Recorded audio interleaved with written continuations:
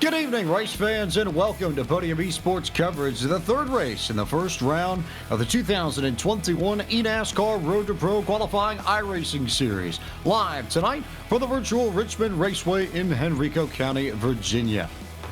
James Bike, the voice of Podium Esports, here alongside Evan Pasoko, Josh Lee, and Jeff McConey, with our producer Ryan Bauer punching all the buttons in our virtual production trailer. And Evan, we finally go short track racing for the first time in the Road to Pro Qualifying iRacing Series schedule. And this is a staple short track of all the ones that NASCAR runs that are available in this sim. I would argue that none is more popular, especially with the Pro Series, than Richmond Raceway.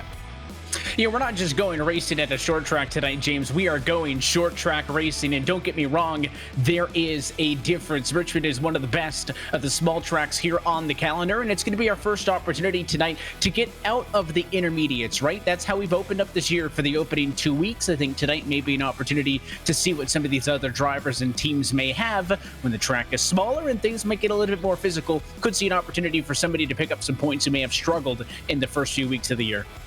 It might be an opportunity for some drivers to pick up points. It may also be an opportunity for some of the drivers who have started off well to continue their hot streak. In particular, Josh Lee, Derek Bordeaux was runner-up at Las Vegas, won last time out at Atlanta, and I guess the big question is, where does he finish tonight, and does he extend what is a small points lead for now, but a really strong start to open up this campaign? Well, that's what everyone's wondering, right? The difference between Las Vegas and Atlanta, albeit the surface very different, the shape of the track's very different. Both intermediate racetracks, 1.5 miles in length. This is the first major shakeup of the calendar, and we're going to see a lot more shakeups later on in round one and throughout round two, but this is the first time these drivers are getting tested on something that is different. It is a short track in Richmond, a unique short track at that.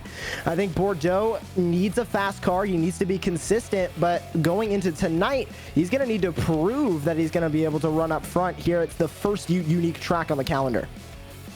First one where you're not really dealing with the momentum issues that you find on the mile and a half. This package in the chunks so comparable to the NA18D Cup Series package that you see both in the sim and real life. But you're also going to have to be wary of the changing track conditions, Jeff McConey. We're going to start in sundown. We're going to transition into full darkness by the time this race wraps up. So how is that going to change things, and how do you think the drivers are going to try to approach that over the course of the evening? Well, when the sky gets darker, the track gets colder, and as the track gets colder, the lap times also go down. It's going to be a very exciting race towards the end. The longer it goes on, you'll get a little bit more grip, you'll get a little bit more aggressive as you get closer to the end of the race. If there's a late race caution, probably with about 20 laps to go, they've got fresh tires on there, we're going to see some very aggressive racing, which is par for the course for a short track. But when you've got these high downforce trucks where you're just pushing it to the limit all the time, you can be very aggressive all around. And when you're in a do or die scenario, we're going to see everyone do exactly what they need to do. Keep an eye on some of these short track ringers here, though. A lot of these people got their beginnings on iRacing running the short track. Some of them still absolutely dominate the short tracks, and they put in a lot of laps here. Some of them well over a few thousand laps preparing for tonight's event. They're going to be aggressive, and they're going to do what it takes to win. You think of some of the drivers who have success in the short track side of the sim. Guys like a Parker Retzlaff, who won the Grand National Tour last spring. People like Alex McCollum, who won the Virtual Snowball Derby last December. Folks of that sort of ilk, I think, are going to be in the mix tonight. Maybe a little bit more so than they would be at some of the other tracks that we go to. As we take a look at where we are in the world, technically speaking, we are just outside of the city of Richmond, state capital of the Commonwealth of Virginia. You see your overlay, your braking zones, and your off-throttle points for Richmond Raceway. Pretty straightforward. You get off in 1, you get off in 3, but it's 2 very different approaches you have to take, Evan, because your angle of entry at both turn 1 and turn 3 different. You've got that curve start finish line and front straightaway, and then you've got the straight run down the back straightaway into turn 3, so it's not quite the same, the 2 approaches you have. Yeah, the inside is going to be wide open because you're going to be up against that fence going off and into turn 1. So if somebody's within a truck length of you, they can make a move down to your inside. It's not going to be the preferred lane, but it will keep things open all night. And you're exactly right. It's the opposite down in 3 and 4 as it kind of unwinds off of the corner versus in. And that start-finish line is actually much closer to turn 4 than it is turn 1. So if you're looking at a late race battle, maybe on the white flag lap, you don't need to worry about getting a lot of long speed off of the corner. You just want to get back to the throttle first to get to that line. It could be a difference maker. Very well could be a difference maker. Also of note, Josh Lee, the difference in angles that we see and the lines that you take on corner entry. In turn 1 in particular, we've seen it in recent competition in races here at Richmond, especially with the Esports Racing League that was on our channel about a week and a half ago, that drivers will have about 3 or 4 different ways that they can approach turn 1 in particular, and the crossing over of lines and of apexes can sometimes lead to trouble.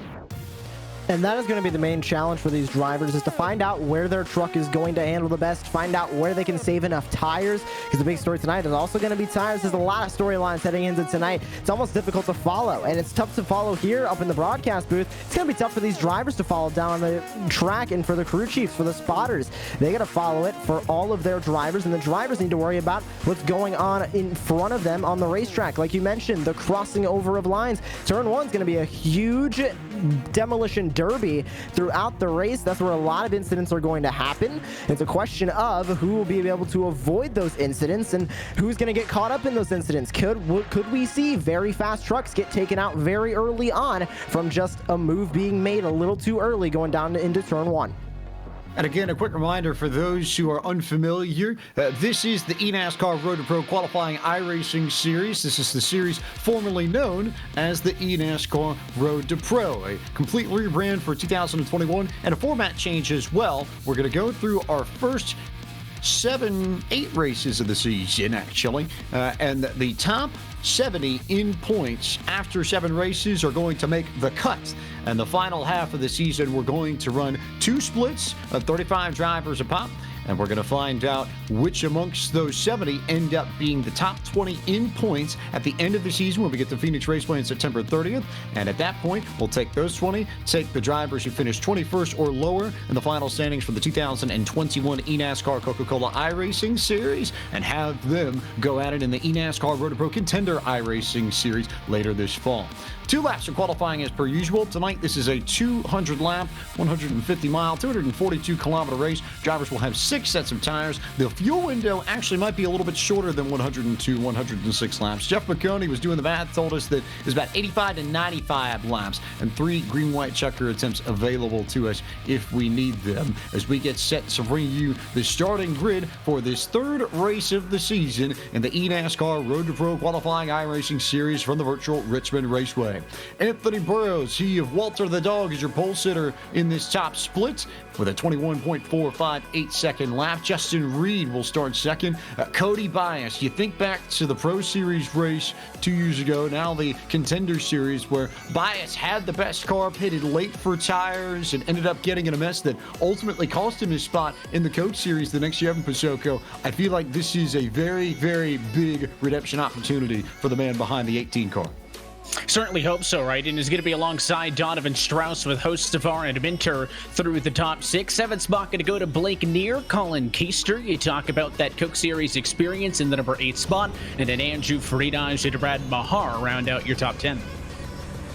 It's Jarrett Liebert and Dylan Alt sharing row 7, and there's Derek Bordeaux. He had an average start of 6th, and now he's going to go all the way down into 15th to start tonight's race. Jeremy Allen shares that row with him, and it's Casey Tucker and Justin Bolton rounding out your top 18. 19th is going to be Tyler Severa, another person that's very good on the short tracks. Jordan Worth, the man, the myth, the legend, is starting in 20th.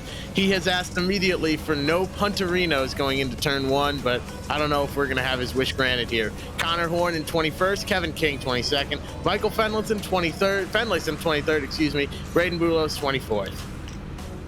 Big names back here. Jordy Lopez, Logan Kress. As we get the rest of the field rolling, we'll take a look at our track facts quickly before we go. Green flag racing. This Richmond Raceway in Richmond, Virginia. A 3/4 of a mile, 1.21 kilometer D-oval that opened in 1946. The circuit celebrating its 75th anniversary in 2021.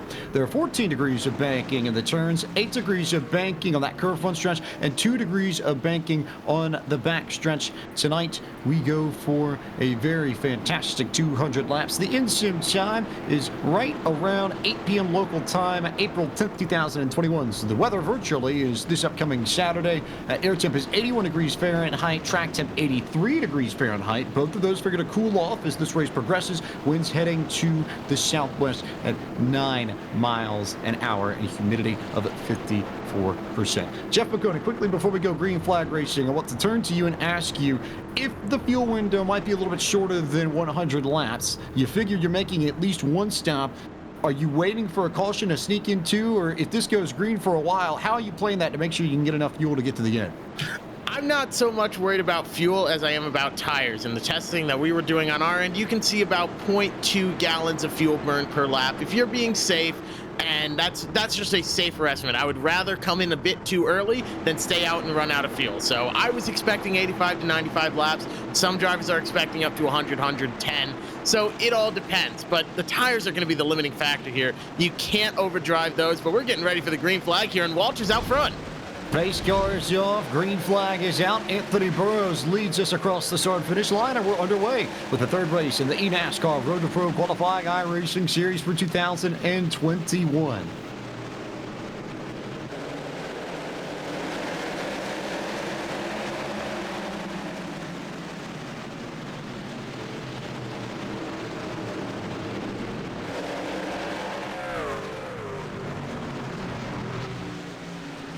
Nary a lap that we complete before big trouble over in turn 3 and 4. Evan Pasoko, there were a whole host of drivers that were involved. Connor Horn's the first one that I saw go around, but there were about 5 or 6 that got caught up in this. It all started with that 31 truck, middle of the road here. As we get underway, he's going to be clean through 1 and 2. Everybody mind their P's and Q's, but then they get down to 3 and 4. Watch the 31 truck. He's going to bobble, kind of catch it, and then it all kicks off. So we almost got away with it, but right here, big snap sideways, tries to hang on, it loops it around. Unfortunately, it's the trucks who guessed high that are involved in that one. About 3 or 4 of them pick up some damage, and we have an early yellow on lap 1. And the ones who guessed high, Logan Kress, Garrett Conrath, the 16 of Larry Pace, but most importantly, I think, given how good he's been at short tracks, Josh Lee, Alex McCollum gets swept up in an early wreck. And I know he was looking at this as an opportunity to potentially gain some points, given how good he is. The track's less than a mile, but now he's got a very, very deep hole to dig himself out of very early on in this race. And that hole gets even deeper when you realize where the damage is on that number 1 machine, right on the nose. Could have a punched radiator. He couldn't be damaging that engine right now and not even know it. No fast repairs in this series. They have to fix everything manually on pit road. So he is going to have that damaged front end that now he's going to have to worry about for 196 laps, wondering, is it going to blow up? Am I going to lose this engine? Am I going to fall to the back? He heads to pit road now to get that damage fixed, and hopefully that radiator doesn't have a hole punched into it, and he can keep that engine cool for the remainder of the race. Try and at least walk away with a decent finish. And that's before we get to the damage that Connor Horn and Larry Pace suffered on their cars as we continue under the yellow flag. But the smoke was billowing out of the front ends of both of their machines. So they're going to have to find some time to get down pit road and get their trucks sorted out and get everything cleaned up and at least salvage a halfway decent finish to keep themselves in the conversation and in the hunt for the top 70, because we're starting to approach the midway point of this first round of the eNASCAR Road to Pro qualifying iRacing series. A friendly reminder also that if you want to watch the second split of action, that the second highest split full of the drivers with the, or full of the group of drivers that have the second highest iRating numbers, you can head over to FCN_racing here on Twitch and have the second split up in addition to the first split. And Podium and STN will be providing coverage of the eNASCAR Road to Pro qualifying iRacing series top 2 splits all season long. So you can multi-twitch, you can pull up different windows, do whatever you like to make sure that you've got all the action from these trucks coming your way all season long. As the lights are off on the pace car, we'll get set to try this again on lap 5 of 200, and we'll see this time whether or not Anthony Burrows can get away and we can get a few clean laps in as he takes off. And he's Ford F-150, and we're back green flag racing at Richmond.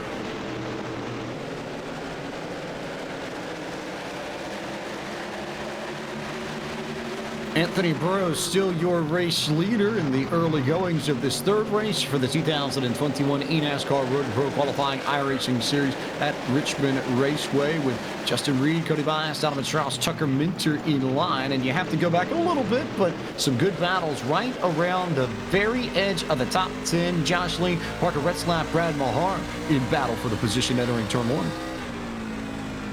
A lot of battling going on right now, figuring out what these trucks can do as they all make their way out of turns 1 and 2. And we're on board with Brian Mercurio as he take a look at Parker Retzlaff and Brad Mahar battling heading into turns 3 and 4. Now Retzlaff on the inside line, Mahar trying to work that outside line, something you mentioned in the pre-show, James. Multiple lines being used, and up on the outside line right now, it's Mahar trying to use it to his advantage.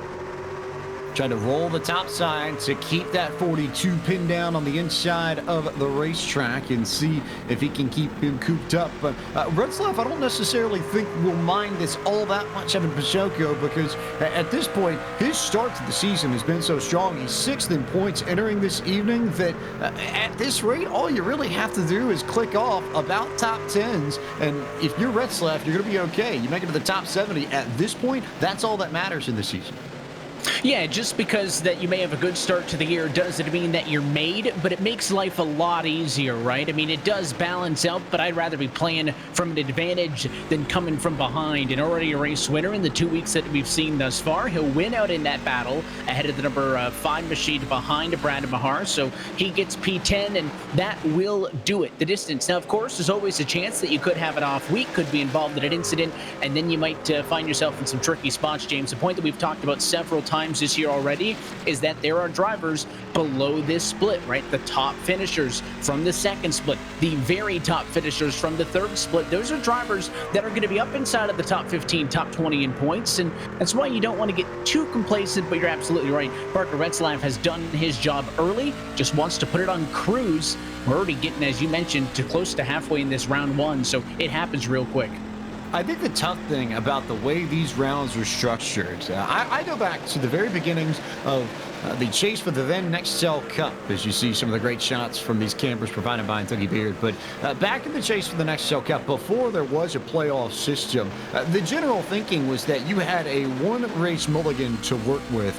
And if you perform well in 9 races and have one off night, it won't necessarily hurt you. But in this series, you're working with 2 more confounding variables. One is that you've got more than 10 drivers that you're fighting. In theory, you're fighting the entire Road to Pro qualifying iRacing series field. And 2, you have less races to work with. And I would be willing to bet, Jeff McConey, that you're going to have some drivers who end up completing all 8 of these races without any sort of major incidents or wrecks whatsoever. And even if you don't necessarily have the outright pace to go win one of them, that in and of itself could be enough to get you into the next round. That's why I think consistency in this first round in particular is so key.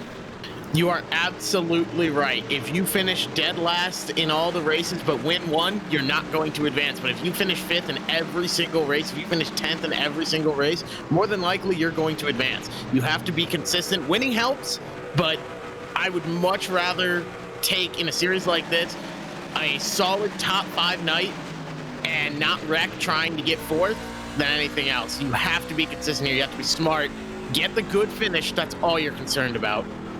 This is about making sure that you rattle off strong finishes, and the moment to go seize one of these races will come in round 2, when you really are competing, and someone is going to have to step up. You're not going to be able to get into the top 20 in points by clicking off top 10s at that point, but that's a problem for another day. Now, problems that we'll still have to deal with tonight, or at least strategy pieces that we'll have to look at. We got that yellow flag very early in the race, and we've heard, and based off the math that you told us about, off the stuff that you and your team at McConey Setup Shop did, Jeff, was that the window would be within about 85 to 95 laps. So, my question to you is whether or not that yellow came early enough, or maybe too early, to where you could potentially try the one-stop strategy. Do you figure most of these drivers are going to go for 2, but do you think someone might be able to get away with a one-stop strategy with that yellow if they play their cards right? So, theoretically, from the beginning, that strategy is possible, where it's 102 to 106 laps is the highest estimate that I've seen for a fuel window. We were looking at 85 to 95 laps. I think if you are really, really saving fuel and you are being ultra conservative and you're being as safe can be, yes, you can make it to the end on one pit stop. However, you're going to be so slow, so off the pace because of those tires. I don't think it's worth it. You're sacrificing about 30 to 40 seconds on pit road to come down, get tires, and get off pit road.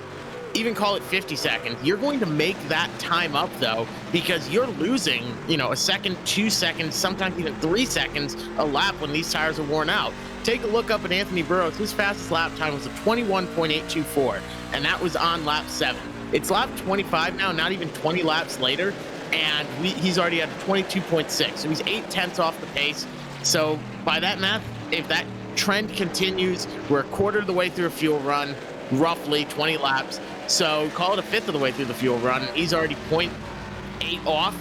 That's only going to get worse. He's going to end up being, 0.8 off. So he's going to end up falling more and more, up to 3 to 4 seconds off the pace. The math says it's just not the right call. Rough math, I think, says that staying out, if you try and run a conservative pace to save your truck and your resources, that you're probably losing somewhere in the ballpark of maybe net 30 to net 40 seconds on track over the course of a green flag run even if you stay out, compared to the drivers who will come down pit road for service, because the difference in tire wear, like you said, is so great. And by the time we get to an end of a green flag run, we should see, I think, somewhere in the ballpark of maybe a 2-second difference from the opening times that you see right at the beginning of a run to the end, as we ride on board with our winner at Atlanta Motor Speedway last time out, Derek Bordeaux, currently in the middle of the field in 17th, working over Kevin King in the number 12 Chevy Silverado for position 7. And one of the many good battles that we have on the racetrack. These trucks are very spread out, but there are lots of pockets of 2 and 3 truck battles for position at the moment. Yeah, and drivers have been able to use the green flag racing, again minus the one quick yellow off at the top, but we've been green for down 22 laps since then to make moves. You talk about Kevin King, started 22nd, he's up to 16th, and he's not the only one. Keep an eye on somebody like a Jordy Lopez, even a Boyd Hogan a little bit further back in the field. Those drivers are picking people off one by one. We'll only be able to tell if that's based on driver saving strategy-wise until we get closer to that halfway point, but I think it benefits everybody to get some green flag laps it under here, as Bordeaux will lose out in that battle a little bit further behind. And talking about that number 44 machine and some of these other drivers trying to go forwards early in this race, they're finding success. Jordy Lopez, one of the hardest chargers in this field at the moment. He's up 4 spots, so not too much movement within the field, but certainly good news for the Logitech G Altus Esports machine. Their colors, that blue and that orange, that white, you're going to see in Road to Pro all season long. And he's got company not too far off. Seth the Merchant is just a little bit further behind. As you see, Anthony Burroughs with the clean air here, Josh Lee, has stretched it out to a 1.2 second lead on Justin Reed, who is running second right where he qualified on the grid to start this race.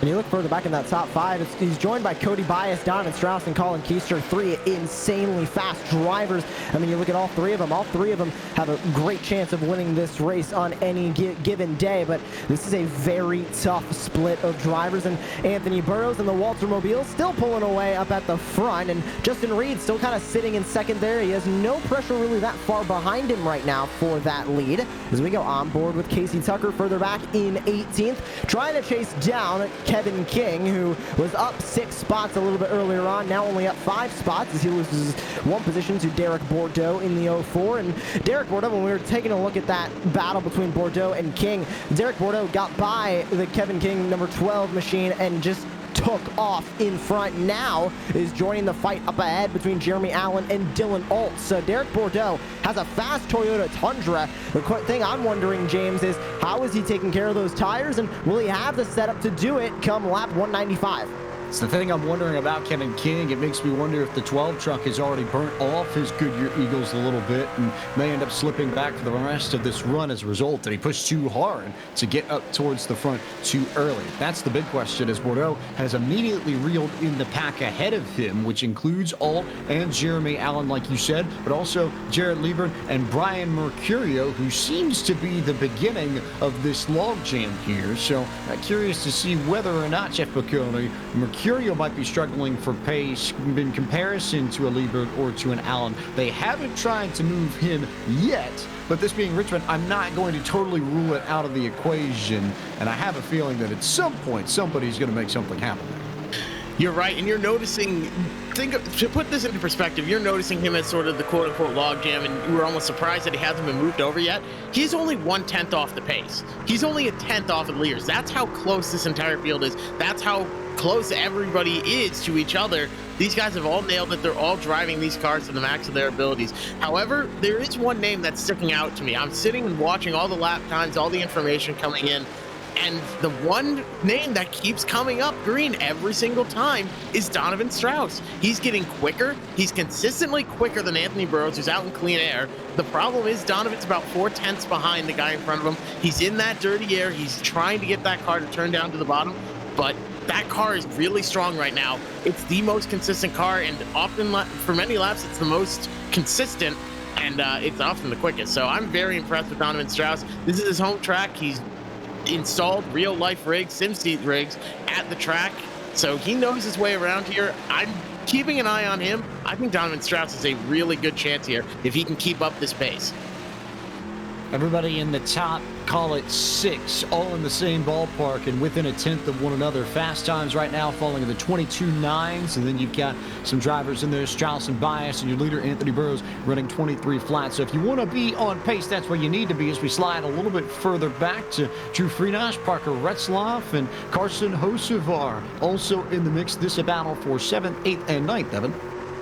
And Hocevar might get stuck up on the outside here if he can't get in with these guys. And how about 3 wide? Why not to the inside? Parker Retzlaff gonna go on the bottom of the 9 of Freenash and steal that spot from him. And well, I was concerned about the 42, but instead all is well for Hocevar. And now Freenash, who was on the charge, tucks back in line. Retzlaff using what I mentioned right off at the top, that big, wide open inside lane into one.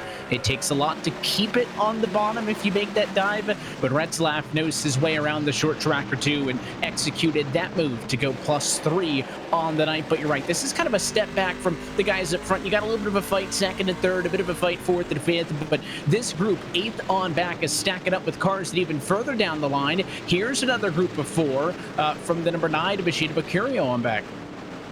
And just to speak on the level of competition in this field, Retzlaff, yet again, I think for the 3rd week in a row, with the highest I rating in the field at a 91.90. Your SOF tonight in this top split, a little bit lower than what we've seen the first few weeks, but still a 6.9K. Absolutely nothing to sneeze at. This is tough.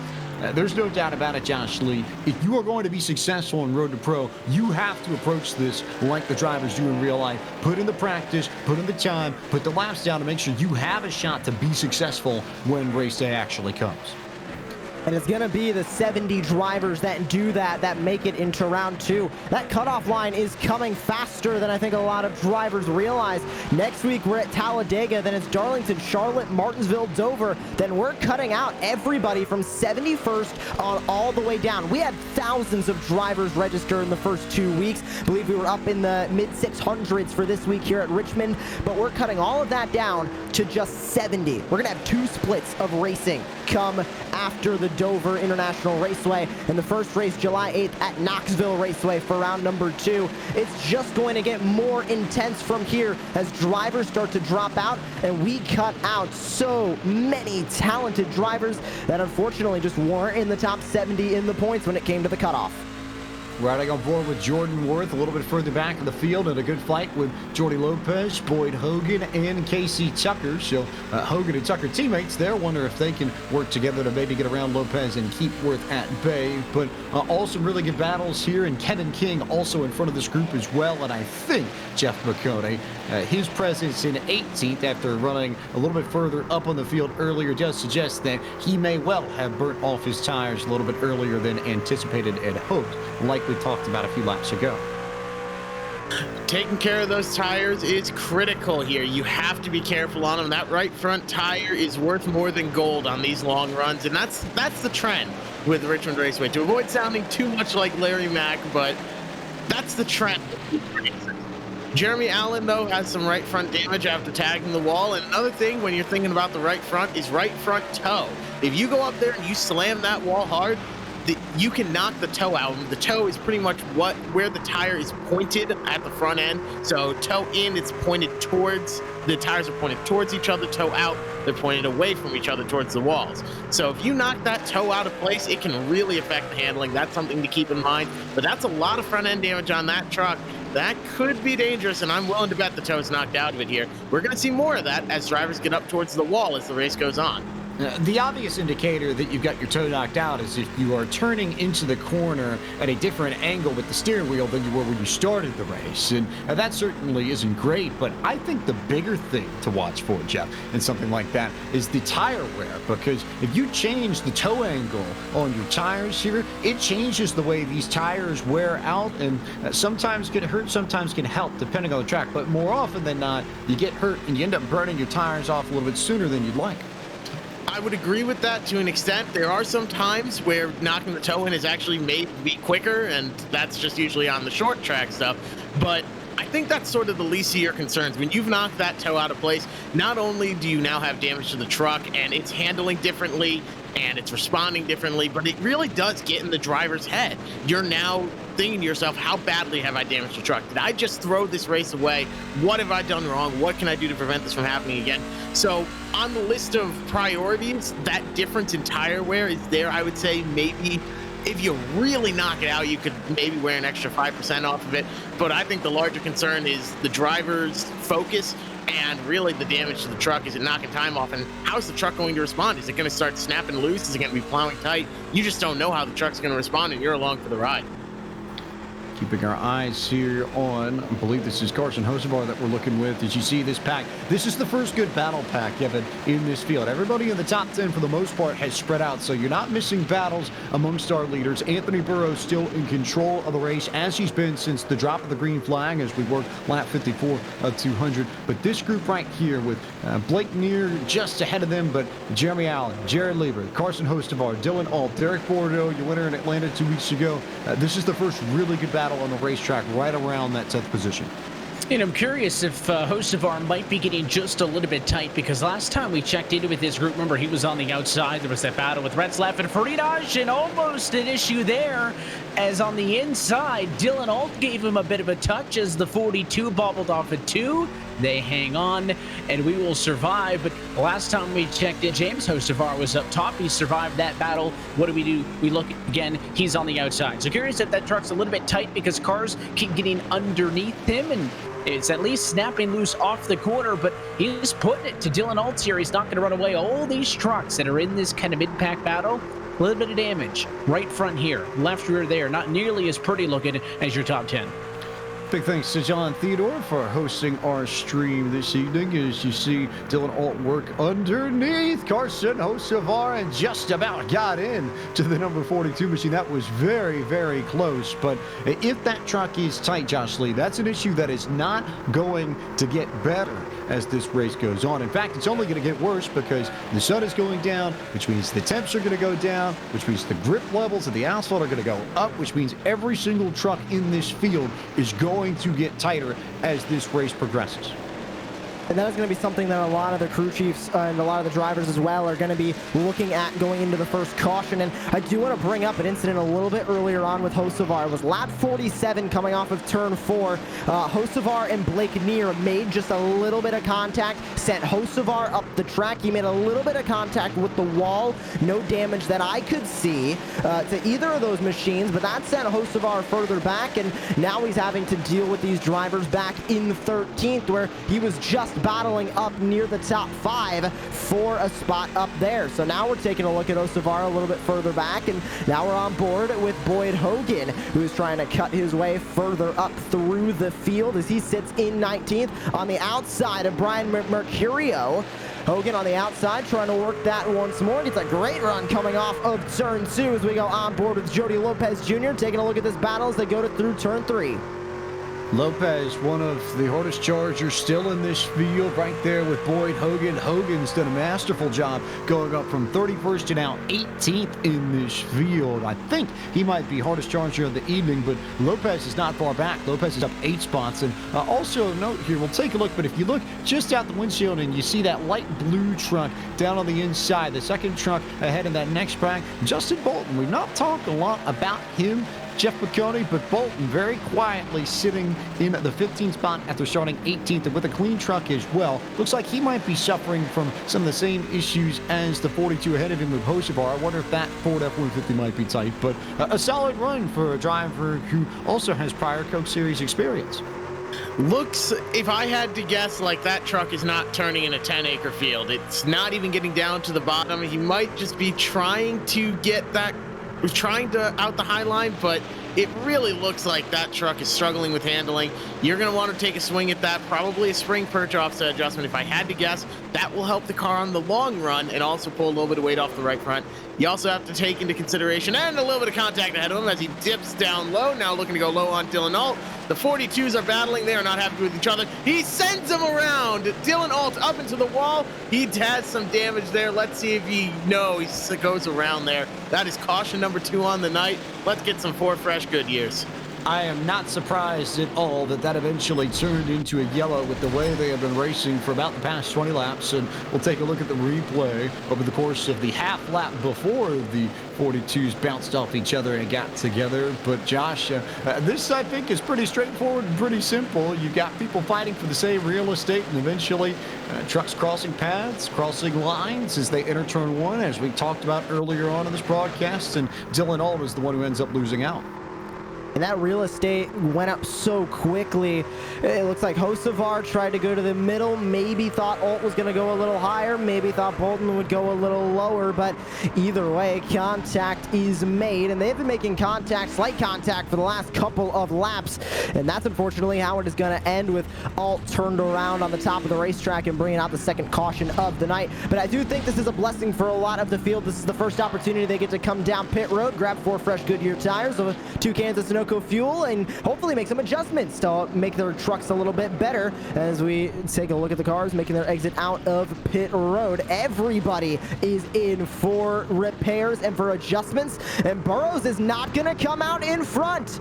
It is going to be Justin Reed leading the field off pit road. Bias, Strauss, Keister, and Burrows goes down from 1st to 5th on pit road. That was a terrible pit stop for Anthony Burrows. There's no other way to put it. He was a solid second slower in his box than everybody else around him. And even though he had that first all of it, it wasn't enough because they just blitzed him. And now for the first time all night, Burrows is going to have to work through dirty air to try and get the lead back.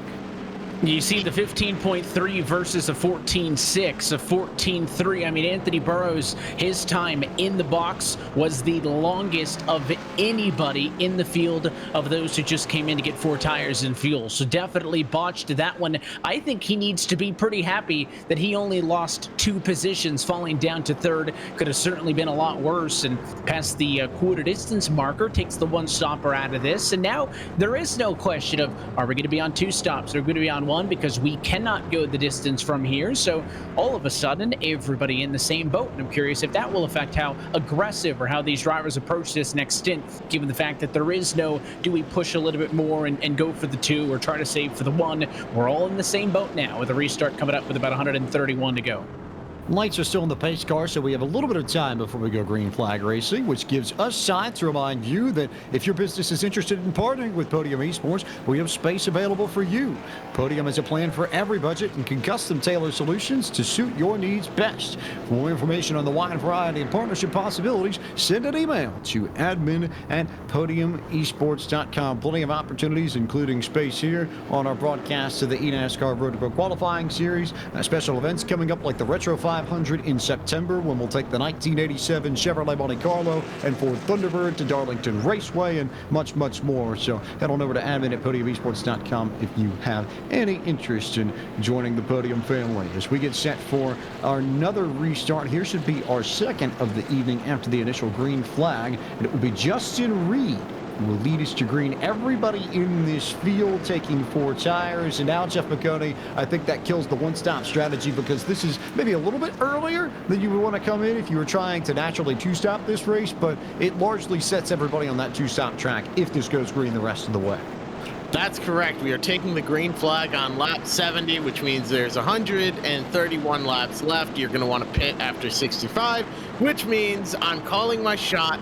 Lap 135 is when the leaders roughly are going to come in. Split it in half. Be smart about it. So I called it, and I got it down to the lap last time. Lap 69, I'm calling it. I think we're going to see leaders on lap 135 if there's no cautions. Anthony Burrows down on the bottom, though. He's fighting for second.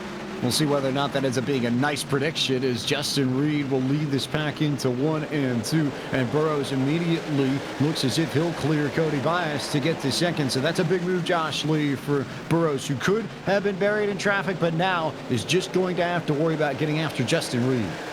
And Reed's the only other person to lead this race all night tonight, except for Anthony Burrows. So Burrows now in second, trying to chase down the 34 up ahead, but it's a whole scrap going on behind. Bias and Strauss side by side, Keister and Minter side by side. Parker Retzlaff at the tail end of that field, and there's even more side by side going on further back from there. But Bias tries to work the outside, get around Donovan Strauss in the 51 on the inside, but it doesn't look like that outside line is grooming in just yet as Bias tries to roll the outside, looking to get a good run off too. He's going to be able to clear the 51. Bias now up to third, Strauss to fourth, but they're still scrapping for fifth.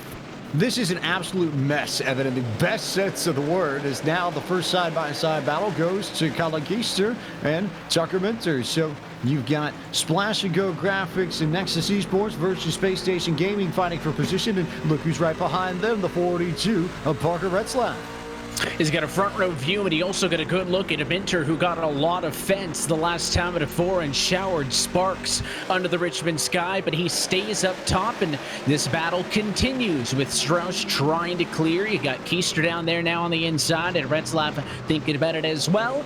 Your race leaders were the ones who were able to figure things out pretty much after 5 laps into a run both times thus far tonight. We'll see how this kind of back end of the top 10 goes at it, but Minter not really forcing the issue, Pike. He's not squeezing those guys down on the door like the incident we saw just prior to this that led to the most recent yellow. So they're trying to be aggressive, but not kind of out of their wheelhouse yet, as we're seeing Justin Reed lead some laps. Burrow's already back to P2 and may have his sights set on that top spot of the scoring pylon.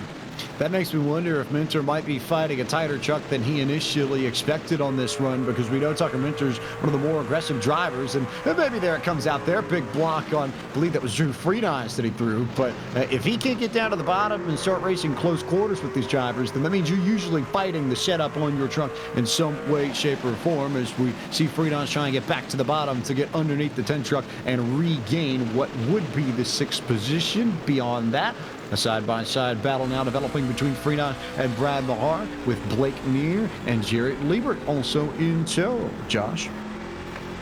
And you can see on that outside line, Brad Mahar just still trying to roll it as much as he can. A lot of drivers still experimenting up there on that outside line, making sure their trucks can run up there. Seems like Brad Mahar has a good truck to run up there. He's able to stay even with Farinaj on the inside, just not able to clear him. You get so close on these straightaways, but that 9 machine is able to roll really well through the corners on the inside, and he's still able to stay side by side. And they're battling for the 8th spot on track. And looking behind them is Blake Neer in the 14. And look at Jarrett Liebert in that 5, trying to work his way a little bit further up, not able to get close enough to the 14 of Blake Neer, but still side by side is Farinaj and Mahar. They are not giving each other any room on the racetrack, both fighting for the same real estate. And finally, the 13 of Mahar able to clear him on the outside. Farinaj is going to fall to 9th, and now under the clutches of Blake Neer, who's going to try to look to the outside.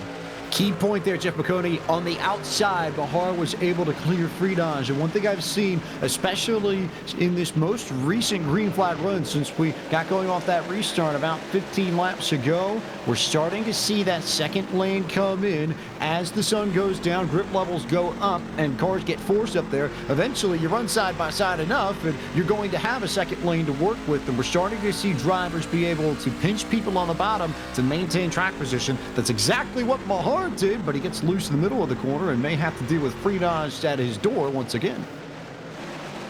It's getting close, and like you mentioned, that second lane is starting to come in, and I think a big part of that as well is adjustments that crew chiefs are making. A lot of these drivers have another person up on the box, and one great aspect of iRacing is that you can have another person come into the race and basically act as your crew chief. They can choose the pit strategy for you, they can control all that. They can't control any of the in-car stuff, your brake bias or anything of the sort, but they can control the tires you take, the windshield tear off, things like that, how much fuel you add in. They can control all that stuff so the driver doesn't have to. I think a lot of these drivers with their crew chiefs were begging and pleading, please loosen up this race car. I am too tight. I am plowing tight. Loosen me up. And that looser race car will let them go up into the second or even third lane. We saw that in the ERL just a couple weeks ago, where Presley Sawyer was up on the outside trying to get that run going. And as soon as you get that top lane to click, these cars will just take off. These trucks will take off, and you can get a really, really good run down the straightaway. That's the advantage of the high side. You carry all that momentum.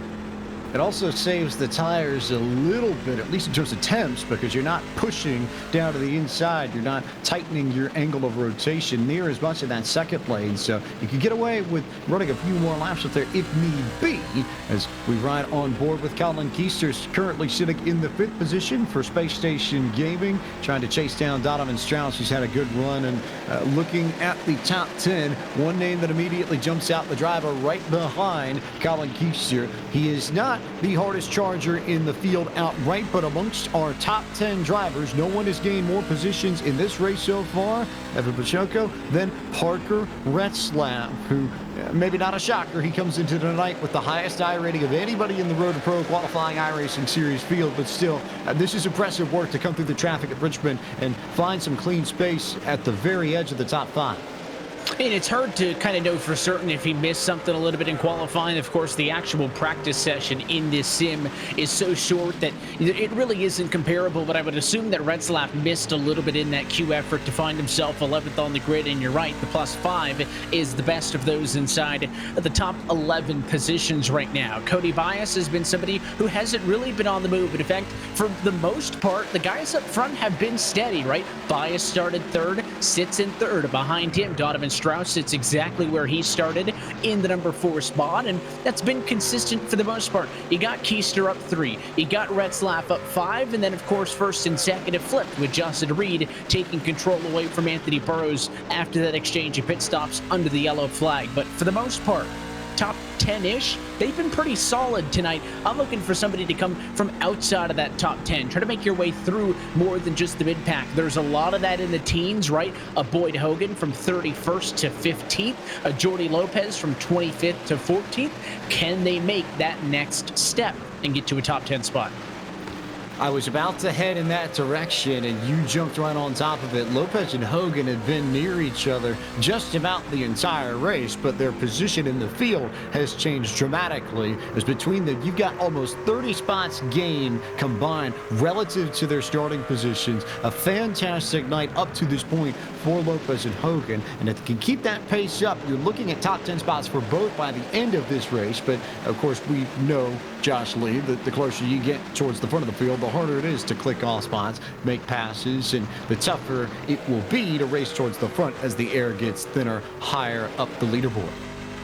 One of those drivers trying to race to the front right now is Brad Mahar as he goes back to the inside of Tucker Minter. But we're on board with Boyd Hogan, who, like you were talking about, cutting his way through the field, up 16 spots from where he originally started. And that is no small feat. Even like you just said, it gets tougher to pass when you work your way up towards the front. It's no cakewalk at the back either. These are the best iRacers in the world racing in the top split of the eNASCAR Road to Pro qualifying iRacing series. And you can see Boyd Hogan making his way to the inside of the 44 of Jordy Lopez Jr., making his way off of turn 4, and Hogan trying to work the inside, but it looks like that car not able to rotate that well, and Lopez is going to keep the spot. Hogan keeps on to 15th, but he's got Kevin King breathing down his neck in his mirror. Can the 29 start to work his way back up through the front, and how far are we going to see Hogan get up to the front? We're not even halfway done with this race. He's up to 15th. Could we see him rival for the win here towards the end of the race? It's a big question, I think, but Hogan with plenty of work trying to get it done for Bobby Dale Earnhardt's Legacy Esports and Reaper Speed Lab as everybody tries to push on and look for spaces. Now he's going to look after that rear bumper of the Logitech G Altus Esports machine of Lopez as we jump a little bit further up, because we do have a proper battle developing for the second spot. Jeff McConey, Anthony Burrows has company in the form of Cody Bias and his Toyota Tundra. I'll tell you what, Anthony Burrows was clicking off laps, and he ended up with about a 2-second lead by the end of that 60-lap run we had earlier. But right now, he's back about 0.4, 0.5 seconds. And he's got Cody right on his back bumper here. We'll see if Cody's able to make a move. I say it every week in and week out. It's one thing to catch somebody. It's another issue entirely to pass them. So I don't know if Cody's going to be able to get around him. We've seen this. It's the same thing with Donovan Strauss, where he was easily the quickest car on track, sometimes even a full 10th up on the leader, but he just couldn't get a run going to get around. Catching someone, fairly easy. Passing them, very difficult. Very, very tricky, especially this far up in the field. Also, note Donovan Strauss has managed to clear Colin Keister, who looks like he's starting to struggle for grip in his Ford F-150, and he may fall victim to Parker Retzlaff the next few laps if he's not careful. But these front, call it maybe 6 trucks. You go from Justin Reed, your race leader, to Parker Retzlaff, all within a second and a half of one another, and then you've got about a second and a quarter, 1.2, to Brad Mahar in 7th, who's in a bit of his own bubble, and then you've got the second group of trucks battling, Tucker Minter, Drew Freenage, Blake Neer, Justin Bolton and company, all around the edge of the top 10 as we approach the halfway point of tonight's race. And it was a great run off of 4 for Burrows to stay in the number 2 spot. Cody Bias basically had him dead to right center at 3 and 4, and he was able to pull that number 3 off of the corner to stay in front. So this is not a position Burrows has been in. Remember, he dropped to 3rd on the pit cycle, very quickly got second back, and I think maybe all of us had just assumed, all right, he's going to put it back on cruise control and drive through. Remember, he had opened up an excessive lead on some of those longer green flag runs, but it is not driving like it did earlier, and Cody Bias is going to be hounding him. If you drop that 1, it can get messy, because look behind them, all those other cars chomping at the bit to join the party. They don't even want to wait to fight for second as Keister tries to get P4 from Strauss. And as he does that, we'll keep our eyes on that battle as we take our iRacing Midway race break for the evening, which as always is brought to you by iRacing, the world's premier online racing game, and the program that we are using in tonight's eNASCAR Road Pro Qualifying iRacing Series event. iRacing puts you in the driver's seat to experience today's newest form of competitive motorsport, virtual racing, all from your home PC. Race virtually in Australian Supercars, IndyCar, IMSA, NASCAR, the World of Outlaws, and more, as Justin Reed is your race leader by 0.6 of a second over Anthony Burrows, who has a whole rear-view mirror full of Cody Bias in the 3rd position. And you see how tight that battle is between Burrows, Bias, Donovan Strauss in 4th, Colin Keister in 5th, and then Parker Retzlaff P6 at the moment. 7th belongs to Brad Mahar. Tucker Minter rides in the 8th spot at this time. 9th is where you'll find Drew Freenage, and rounding out the top 10, Evan, is the Blake Neer machine, the Ford F-150, holding it down right in front of Justin Bolton. Hey, Justin Bolton, someone who's been trying to make some moves a lot tonight. He's up 7 spots into P11 at the moment, just ahead of Jarrett Lieber, 13th to 12th behind him. Then some of those big movers. Boyd Hogan started 31st in this race. He's up to 13th and is the biggest mover in the field. With the movers, there are the goers, though, and Carson Hocevar started top 5. He's down in 14th. Jordy Lopez right there, side by side with him, was 15th. He'll take 14th away. That battle just ahead of P16, Kevin King. Derek Bordeaux's been quiet. He's back in 17th position. Casey Tucker as well in the number 18 spot. Jeremy R. Allen rides 19th, and halfway through, it's Brian Mercurio in 20th. Jordan Worth trying to find a little bit more speed, sits back in 21st. Briar LaPrade up 11 spots from where he originally started tonight. That puts him up into 22nd. Matt Danson, Garrett Conrath, both up 6 spots. Seth DeMerchant, not the best night for him, but he's still sitting back in 25th. 26th is Michael Fenlinson. 27th, Devin Curl. 28th, Braden Boulos. 29th, Justin Levine. And Dylan Holt, who was caught up in that second caution incident, is in 30th. In the final 5 cars, Tyler Severa, Logan Kress, Connor Horn, Alex McCullum, and Larry Pace. Alex McCullum and Larry Pace both off of the track, and Connor Horn and Logan Kress still on the track, just both damaged and towards the back of the field. Connor Horn some 70-plus laps down, so he'll almost certainly be locked into that 33rd spot. Logan Kress 32nd and on the lead lap. And that concludes tonight's iRacing Midway race break. With over 170,000 drivers on the service and over 90 laser scan tracks and cars to choose from, iRacing is your portal to the racing world. Get on track today at iRacing.com. I was just watching a battle a little bit further back in the field. Justin Bolton just cracked the top 10 and got around Blake Neer, who is about to cede a position to Jarrett Liebert as well. But Bolton now racing amongst the fastest drivers, and I think that's the first time all night, Evan, that he's been able to get within the top 10 and immediately sets his sights on Tucker Minter for the 9th position. He wants to keep going, right? Basically, every time we've seen that number 10 Ford on track, he's been trying to make some moves, but hasn't been able to get that little bit more, and has had the advantage that this kind of 10th to 20th spot on track is where all the action's been. So there's been opportunities that the drivers may be putting up their equipment a little bit more. He can kind of jump in like he's doing now. Farinaj side by side with Minter, and he's just lurking, right? He's going to let these guys fight 4 or 5 laps, work each other over a little bit, and then he'll pick out which lane is going to be better off, and he's going to try to just kind of sneak through this one right now, following in the tire tracks of the 9 of Farinaj, but again, not forcing the issues. So I think one thing that Bolton and that Busch Light delivered Ford has done well tonight is he has picked his battles, and so far that's mean +8 spots. Good stuff all around as you see Farinaj to the inside of Tucker Minter. But Farinaj trying to get on the gas a little bit too early, spun the rear end just enough to make sure that Minter still had a foothold in this battle, as Justin Bolton will now go to the high line and see if he can get a run on either the 10 or the 9 trucks just ahead of him. As going to be some good racing, I think, over the next 5 to 10 laps between this group. And let's not forget that Boyd Hogan is right there behind Jared Liebert in the 12th position. Up front, though, still Justin Reed ahead of Anthony Burrows, but a very good battle for second on back as you've got Burrows, Bias, Strauss, Keister, and interestingly enough, Jeff McConaughey, all trying different lanes. You've got Burrows and Donovan Strauss at the bottom, but Bias and Keister beginning to run that middle lane that we talked about a little bit ago. The second lane beginning to open up as we enter the second half of this race, and it allows for variations in your driving style and your line, and maybe new opportunities to pass people that you didn't have in the first 100 laps. You can now move around. You can try different lines. It looks like we're seeing everything from a mix of down all the way at the bottom to halfway between lanes 1 and 2, all the way up to turn 2. Cody Bias with a big run there, checks up. He's going to try and get this run going up on the outside. What he's going for is a run on corner exit. He's preparing for a good corner exit run. Now, whether he'll dive it in there, maybe his truck isn't turning too well on the bottom. That's why he's running the outside. He's had a couple opportunities to dive bomb Anthony Burrows. Maybe he's just being polite because we're only on lap 115 and we're 20 laps away from pit stops, I think. But we'll see if that ends up working out. We'll see if I'm right there.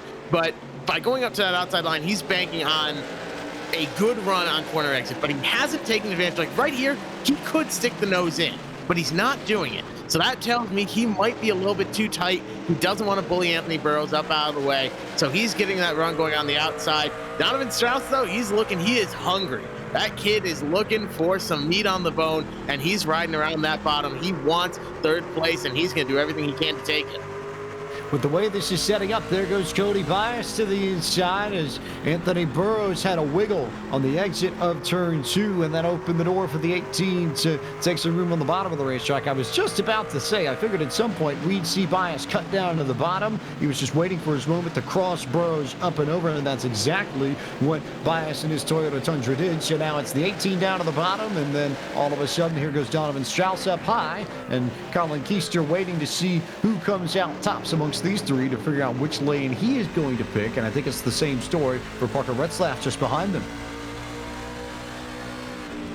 Bias still working that inside of Donovan Strauss, and I've been trying to find exactly where Cody Bias is currently in the standings for this Road to Pro qualifying iRacing series. I couldn't find him, and taking a look back at what he has said on social media after the last couple of laps as we go 3 wide coming off turn 4, Donovan Strauss up the middle in the 51. He wants that third place spot, or the second place spot rather, and he is going to grab third, now trying to grab second away from Cody Bias. But what I was mentioning about the points was a lot of drivers that are running up front right now are outside of the top 70. They need to start getting consistent finishes, and it needs to start now. And look at Donovan Strauss still working the outside line. He's going to clear Cody Bias on the front straightaway and take P2. What a move for Donovan Strauss. He outright moved Anthony Burrows out of the way on entry to 3 a lap ago, and then managed to hold off Cody Bias to take over that second spot. A big time move from Donnie Strauss of the 51 machine for Elliott Sadler Esports, the JD Laird graphics machine, the JDR graphics machine. But of course, JD behind that whole operation, he's going to be really happy to see that Toyota Tundra doing well as you go on board just a little little bit further back as Bias slides up the racetrack. That might open up the opportunity for Colin Keister to go to the inside, but Keister's struggling with grip. But I think maybe that's the theme we're seeing here over the last 10 laps, Evan. Everybody is struggling for any sort of grip whatsoever as we approach what could be the end of the green flag run. That's two sets of corners in a row, and now again, Bias way up the hill, right? I mean, trying to find something that just isn't working on the bottom for him like it is everybody else. But you talk about Strauss, I mean, he just straight put the bumper to make that pass, put it 3 wide, so that is the sense of urgency you need to be the difference maker, right? 3-4 trucks all on top of each other, fighting for second on the back. Who wants it more? The answer, Donovan Strauss that time, and now he wants to leave this chaos behind him. Burrows down to a race low P5 after all of that. And with some drivers, as you mentioned, start to think about pit stops. Some nearly 60 laps removed from a restart and 76 laps to go. We are close to that window being open for drivers to split the difference and come on in. And haven't seen yet green flag pit service tonight, so that could open up the door for somebody like a Burrows who is struggling late in this run to make up spots. And even through all of this, we're not done yet because there's Freenage and Minter still going at it. They've been fighting for at least 20 laps now. It just has not stopped with anybody in this group. Freenage, Minter, Liebert, Hogan, Neer, Bolton, Jody Lopez Jr. They are all in this pack, and there goes Liebert to the inside. But I think more importantly, and it's a question we probably should be asking ourselves, because Jeff and Cody, we figured that the top drivers in this field will stay on. What is the standard strategy now and come in the not too distant future? But if there's anybody that might try and stay out to get a yellow flag and get lucky and get some track position, are there any candidates that you think might try that alternate strategy? And if so, why? Well, I think really the only call to make is to just come in at lap 135. You could short pit, you come in about lap 130 and you'll be fine, like Derek Bordeaux just called over the mic. So he's going to be coming in, but if it's me, if I'm the crew chief up on the box, I'm saying lap 135, split it in half, keep the tire wear consistent. We're seeing long green flag runs. I wouldn't be shocked if there's a caution with about 20 to go, but honestly speaking, you got to call it as if you're going to run green to the end, and that means pitting right at halfway from where we last took the green flag, which is lap 135. Looks like Tucker Minter is going to come down pit road as well, so we're starting to see some of these trucks that have been up near the front all night long begin to make green flag pit stops. And now, if you are a Tucker Minter, if you are a Derek Bordeaux, you are praying that you do not get a yellow flag right now, at least before you get your laps back and can get in front of the leader. But all of that is going to be predicated on when Justin Reed decides to come in, the XSC Sports driver who's been in control of this since we got our green flag around lap 65, 70 or so. He's been untouchable in that clean air, and when he pits is going to determine a lot about how this pit cycle will play out and who will decide, if anyone, to stay out and maybe get the yellow that might gain them some track position and put everybody else in a very, very big strategic world of hurt. And Justin Reed out in front comes into tonight in the points, 120th out of thousands. So he's still up towards the front, but he's still 50 spots off of that top 70 cutoff that's coming up very soon. A win would do him wonders here at Richmond. And Cody Bias, we talked about him struggling with the tire wear. He's ripping the top line right now, guys. He is way past Donovan Strauss, trying to close that gap to Justin Reed.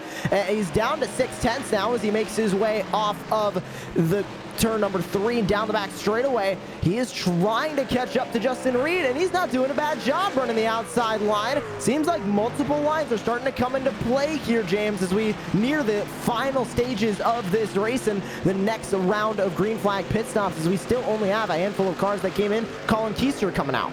This is probably not a strategy and a line that will work when we get fresh rubber on these trucks, but of note, the last 5 or 6 laps, Cody Bias has been catching Justin Reed about a 10th a lap, and last time by, same thing. Another 10th came off of the lead that Justin Reed had, so that makes you wonder, Evan, if Reed might be waiting until Bias catches him outright, and then maybe we see the 23 duck into pit road for service. It's always a good time to do it, right? You don't want to let somebody drive away from you and then wait 5 laps. And there it is. Dive into the road. And Reed comes down 134. in But pit road. It's good. Crossing over to 135. Coming to 135. There we go. I'll take it. Is down pit road 34 to 35. But James, another interesting thing is that those three guys are running very different lines, right? Reed was down on the bottom, Bias was on the fence, and Strauss was in the middle of the road. They're all going to respond to his coming down pit road, and they are in this time. Bias down, Strauss down, Burrows down, 1, 2, 3 all down pit road, and Parker Retzlaff now an opportunity to lead some laps. Retzlaff and Drew Friedans have decided to stay out, as have Boyd Hogan, Justin Bolton, Jordy Lopez Jr., Carson Hocevar. So really only the top 5, as I have to believe we are going to see the leaders, at least for this lap, try and respond. But Retzlaff is going to stay out on the racetrack, and it's Friedans who tried to come in, and Friedans missed the entrance to pit road outright, as Bolton was able to get down there. But that's disastrous for Friedans, who gave up all that time and lost at least one position to Jordy Lopez Jr. on the racetrack, and we'll have to try again. As you see what happened to the 9 machine last time by, you'll see him come through turn 2, down the back straightaway, try to get on the brakes, and then eventually did make it in, and this time almost got clipped by one of the Space Station Gaming trucks, but he just could not get the truck load down in time. But now Friedans comes in for service, and Retzlaff continues to lead with Boyd Hogan now the runner-up truck. I would just like to point out, we are now 2 for 2 on these predictions on when guys would come in. So we had that good pit strategy there. The 23 came down on 134 onto 135, and then 135 onto 136. We saw Cody Bias, Donovan Strauss, and everyone else follow. Now Parker Retzlaff hits pit road a couple laps later. I don't think that was really the right call. I think that was sort of the realization that they may have made a mistake, and now they are trying to unmake the bed before they lay in it, if that makes sense. So they stayed out an extra 3 or 4 laps. Doesn't sound like too much, but when you're 2 seconds, 3 seconds off the pace because of the tire wear, that time adds up. So they ultimately came down a couple laps late. Not as bad as it could have been, but I think it'll work out for them. I'm not too concerned. If anyone's going to be able to drive through the field, it's Parker Retzlaff and Boyd Hogan, as we've seen. But yeah, that is exactly, looks like we're on tune there with all the crew chiefs and everything. Everyone's on the same page. Strategy is now out the window. We're running this thing to the end. If it stays green, then we're running to the end. We could well go all the way to the end. We still have the top 12 that have yet to come in for service, and Jordy Lopez Jr. is going to have to wait at least another lap because he's got lap traffic that is passing him with fresh rubber on the inside. So Lopez couldn't get down to the racetrack. Kevin King is the driver amongst the top runners who have yet to come down, who will make a stop on lap 141, coming to 142 of 200 laps. And trouble on the back straightaway, one truck around and in the fence, and how this changes strategy all the way around. I couldn't tell who it was, but there was contact between 2 trucks on the back straightaway, and the yellow flag is out for the 3rd time. But this, Jeff McConey, is the most consequential yellow of them all. Oh, Parker Retzlaff and Boyd Hogan are kicking themselves right now. The strategy with staying out was you're hoping for a caution before you have to pit. And I think Parker and Boyd said, we're not going to get one. We need to come down pit road. And now that just threw them, they're especially in danger now. But anyone that's already come down and pit is now has a tough choice. Do you come down and pit again, or do you stay out? I think you got to stay out, get your lap back here, obviously. But if you're the lucky dog here, you're the first one lap down, which is going to be James Curl. You're going to come around and you're going to take tires again. So this is a very, very consequential caution. Looks like it was Carson Hocevar involved again. That is, I believe, for Road to Pro, 3 cautions straight that he's been involved in. Yeah, I just wanted to jump in, James. That's the 2nd yellow in a row that Carson Hocevar just drove through someone's quarter panel. Actually, I realized my mistake. He was not involved in the first one, so 3 of the last 4. Apologies on that. Yeah, I wonder if he tried to clear himself behind Anthony Burrows and just didn't realize that Burrows was alongside him, or if he was trying to get to pit road, but it was almost as if the 62 wasn't even there. So we'd have to get word with the team to see what happened with the 42 machine, but the end result regardless is that Burrows gets in the fence, and one of the top trucks early on in this race now has damage to the right front of his Ford F-150. But more importantly, you've got all these trucks, about 10 of them, who managed to stay out, and now we'll have the fresh rubber compared to everybody else who will have to take the wave around. So if you are a Jordy Lopez or a Carson Hocevar, Jordan Worth, the Seth Merchant, all these trucks who have just now come in, you are loving this, Josh Lee, because you just gained all that track position over the people who were following the standard strategy. It definitely saved a good handful of drivers, and a good handful of drivers that needed a bit of saving. Jordy Lopez, Jordan Worth, now the highest he's been all night. Seth DeMerchant, Matt Danson, Brian Mercurio, Michael Fenlinson, Briar LaPrat, all these drivers who were saving their pit stop for a little bit later on now are going to be up front after that pit stop, and a lot of these drivers are the longest they have been up front all night long. They have an opportunity to try and turn their race around, and it's going to be Keister and Reed on the front row with Bias and Strauss in row 2, and then starts the wave of drivers who are waiting to do the green flag pit stops. Jordy Lopez Jr., Carson Hocevar, Jordan Worth, Seth DeMerchant, Matt Danson, and more, all now with a fresh chance to possibly walk away with the win at the end here at Virtual Richmond. So now we've got some strategy to play with, but before we take a look at the strategy, we'll take a look at some of the upcoming events coming up in the world of iRacing, and there's action coming your way tomorrow night with the first round of the Zone Group Challenge Championship for Porsche Club of America Sim Racing at the Circuit de Spa-Francorchamps, 8 p.m. Eastern tomorrow night on the PCA Sim Racing YouTube channel and twitch.tv/Podium2. The MPI Cup Series heads to Pocono on Sunday night right here on the Podium Twitch channel. That's a 9:15 p.m. Eastern start time this Sunday, April 11th. The Esports Racing League continues their march to figure out who their champion will be and who will qualify themselves into next season's edition of Monday Night Racing. They'll take the old car of tomorrow machine and head to Kansas Speedway. On the start time there, 8 p.m. Eastern on the Podium Twitch channel for that. Before, you've got our man Evan Paselko and Tim Terry on the call right back here at Richmond Raceway for the next round of the eNASCAR Coca-Cola iRacing Series right here from Richmond. 8:30 p.m. start time for the pre-race on that on the iRacing Twitch channel, and then the Dirt Sprint Car Championship Series from Lima Land coming up next Wednesday on Podium 2, 9 p.m. start time for that.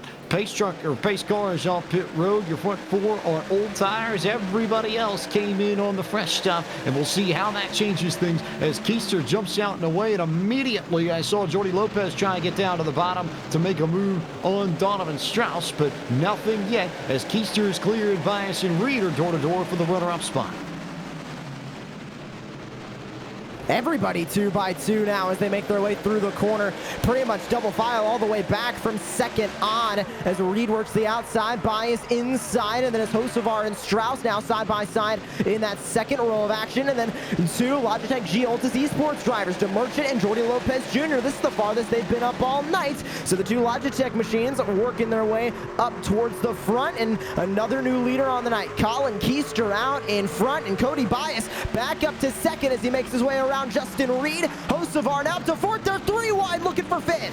Hocevar put poor Donovan Strauss in the middle of a Logitech G Altus Esports sandwich because Seth DeMerchant was riding the high line, and they both cleared the 51 machine to go up into 5th and 6th respectively. So watch those 2 trucks, the blue and orange and white machines working for position. There goes DeMerchant to the inside of, looks like Carson Hocevar for another spot.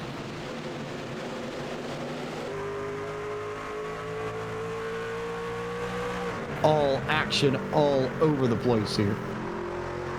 Well, it's those Logitech trucks that have really gotten the advantage from the time of this yellow, right? They had both stayed out yet to pit. DeMerchant plus 20, Lopez plus 16. Now, they had been making moves, right? It's not exclusively from this, but this can turn their night around, and they're going to work real hard to win out in this battle. Right now, it's allowing first and second to pull away just a little bit. Keister still leads. Bias is closing in on him for the #1 spot, but third on back. This is it from high above the Hornet's Nest. We go 3 wide again.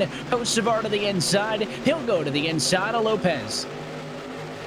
There goes Hocevar to the bottom to try and gain a spot. Meanwhile, here comes Lopez looking to the inside of Justin Reed, who with the old rubber may fade through this field and might start sliding back as Lopez gets to the inside. DeMerchant is already up to third, trying to run down Cody Bias. And here comes Hocevar with Donovan Strauss to the inside, and then Briar LaPrade and Jordan Worth. How about Briar LaPrade? Jeff McConey, we've not called his name all night long, and all of a sudden, he's on that solid strategy and managed to stay out, gain some track position, and now the 35 truck is in the top 10 for the first time tonight.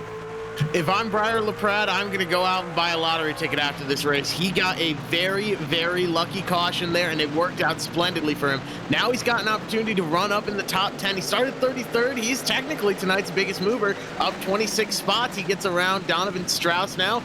Almost kind of sort of clear. If he was in a bad mood, he could cut down there, but no need to get in Donovan's head there and do something mean like that. He's going to run that outside. He's going to stay side by side. Now he's clear. He's right behind this battle between Carson Hocevar and Justin Reed.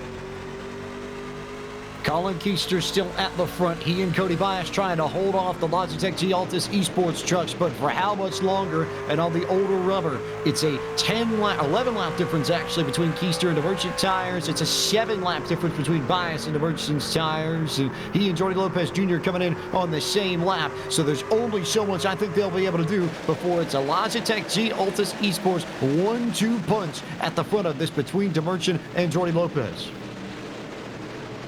That's Bias trying to hold on the inside line as it's DeMerchant and Lopez working the outside line. Look at Seth DeMerchant. He clears Cody Bias on the front straightaway, dives up the inside for the lead on the 33 Space Station Gaming Ford F-150 of Colin Keister. We now have a battle for the lead on our hands as DeMerchant goes back to the inside. Lopez grabs third. It's now Logitech G Altus Esports second and third as they try and work their way around Colin Keister.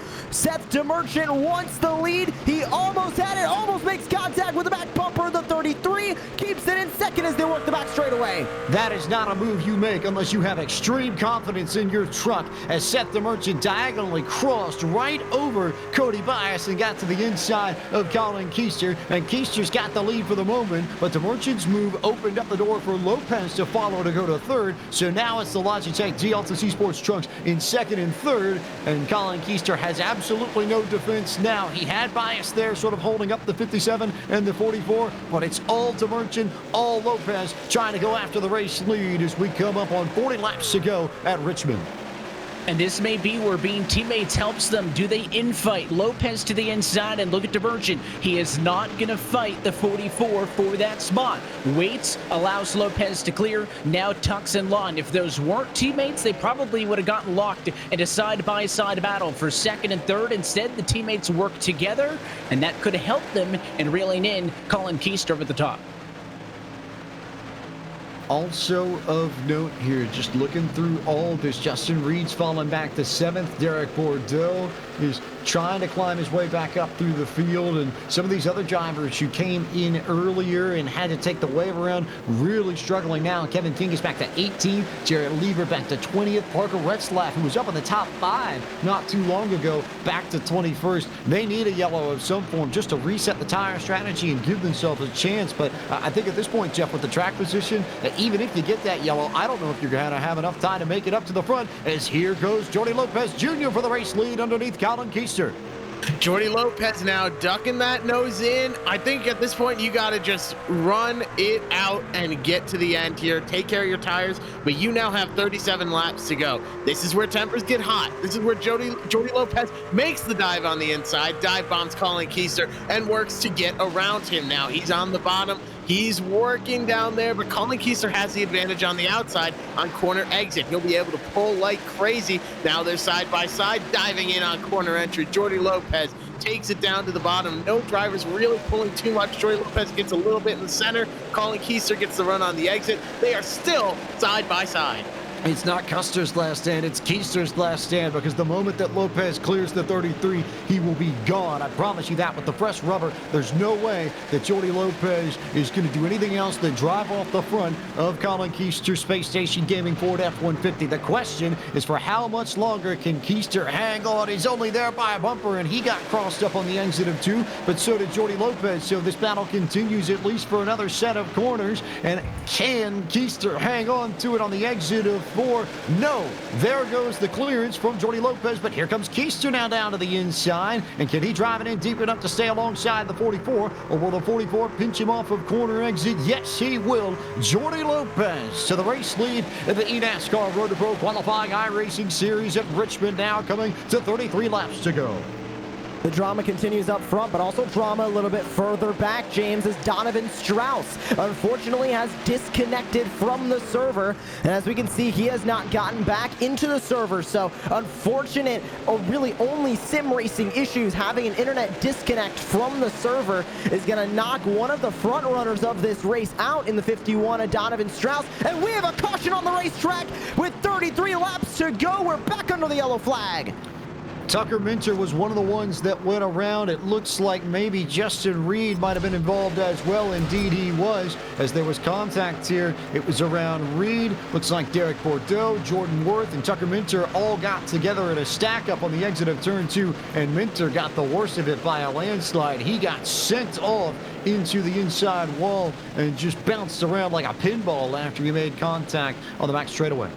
You can see it was Reed who got a little bit sideways off the corner, and very fortunate was Derek Bordeaux to not get hooked. Watch the 23 truck right there. He bobbles and he catches it, but there's not enough time to check up behind, and that's where Jordan Worth gets into the back of him, turns him down to the inside, and somehow Minter gets the worst of it because there is virtually no back straightaway runoff down there on the apron. He gets sideways, in the blink of an eye, he's into the inside wall. There's the near escape up top for Jordan Worth, but Tucker Minter gets the worst of that one. That was 4 trucks on top of each other, and they cannot get away with that bobble. And now this race grows another layer because this will get real fun into the final 30. I think as everybody comes down pit road, the field is fortunate that that ended up being an incident where we did not see them wreck a little bit further down the back straightaway, because I think those of us who have watched racing at Richmond long enough know that the way that wall juts into the entry of turn 3, we're going to see people get sent back to the racing line, and you end up with a 10 or 15 truck wreck as Jordy Lopez has been caught speeding on pit road with 30 laps to go, and he has all but certainly just completely self-destructed and cost himself a chance to win this race. The telltale slowdown on the back straightaway tells you everything you need to know, and I don't want to imagine what kind of thoughts and emotions are going through the head of the driver of that number 44 Chevrolet Silverado. It was a golden opportunity to win this race, and Lopez is going to need nothing short of a miracle now to have a chance to win. Another thing to keep in mind here, look at Briar LaPrade. So I'm keeping an eye on the Twitch chat here. Briar LaPrade started 33rd. He's all the way up to 3rd.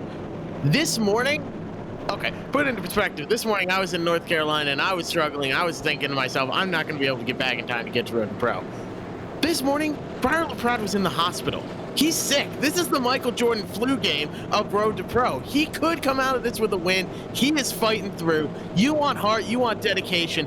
Briar LaPrade in the hospital this morning, sick as a dog right now, still racing, still running in 3rd place. If he can pull this off, that is really impressive. But still, all around, you have to give him credit.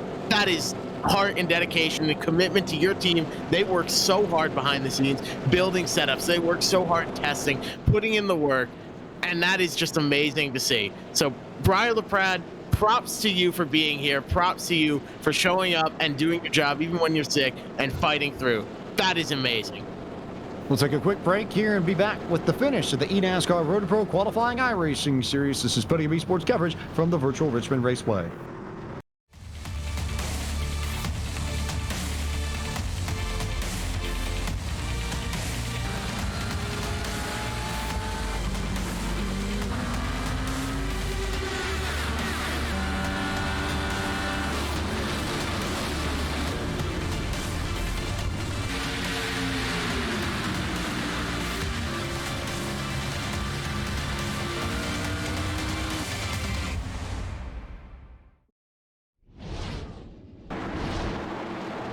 Welcome back to coverage of the eNASCAR Road to Pro qualifying iRacing series here at Richmond Raceway. James Pike, Evan Pasoko, Josh Lee, Jeff McConey, producer Ryan Bauer getting set to bring you the final 27 laps of action here at Richmond Raceway. Everybody on fresh tires. This is a brawl to the finish. And here comes Brian LaPrada, we just talked about before the break, to the inside of Seth the Merchant to try and get second position.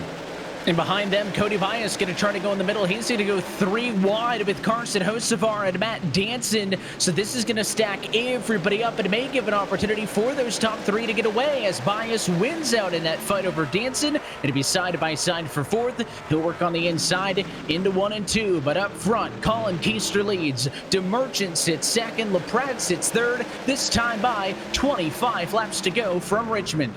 And Josh Lee, how crucial was it that Colin Keister was able to hang on Jordy Lopez as long as he did? Because if he lets him go maybe a lap or 2 earlier, he might come down pit road 4th, 5th, 6th, and be fighting where Cody Bias, where Brian LaPrade are now. But because he was able to hang on tight for as long as he did, came in 2nd, Lopez gets the penalty, now Keister's in the race lead. That little run on the outside for those 5 laps might have just saved his chance to win this race. And that penalty really was the end-all be-all for him right now, because he was able to start on the inside, be in control of the start, get the good start that he needed, because we have seen countless times tonight that it's more difficult to chase down the leader than it is to be on their back bumper and make the pass. It's chasing them down that seems to be the real issue that a lot of drivers have been struggling with tonight. And we're on board with Derek Bordeaux, who's trying to go 2 in a row. He's stuck back in the traffic. Taking a look at Mercurio and Worth battling further up. He is in the top 10, currently running in 9th, but Bordeaux wants more spots. He's going to the outside, but has a traffic jam in front of him with the 30 and the 41. Waiting to see maybe if Bordeaux will try and take it 3, but decides not to. He's going to try and work the outside with Worth to try and get around Mercurio on the outside, and will use the fresh rubber to draw even with Bordeaux and just hang on the rear bumper of Worth's Ford F-150 as that number 30 machine goes down to the inside, and Bordeaux will have clear access on that high line to try and get around both of them. They're 3 wide, racing further back in the pack on Dylan Alt up the middle. Burrows on the inside, and now they're 3 wide further back. That's Blake Neer on the outside, Reed in the middle, Hogan on the inside. Everybody's scrapping for positions further back for 18th. They settle it out to 2 by 2. Now Neer still on that outside line, and Reed almost went up the middle to take it back to 3 wide. But everybody knows time is running out. Everybody wants positions. 1 car up in the wall further up. I believe that was Michael Fenlison. If we get a yellow flag, Evan Pasoko, it's probably coming from here as we ride on board with Cody Bias. Now Michael Finlayson. You're starting to see some drivers try and work this top line again. We saw what that did for Bias earlier, so I'm not going to rule out that that might actually be a key to somebody getting a good finish here.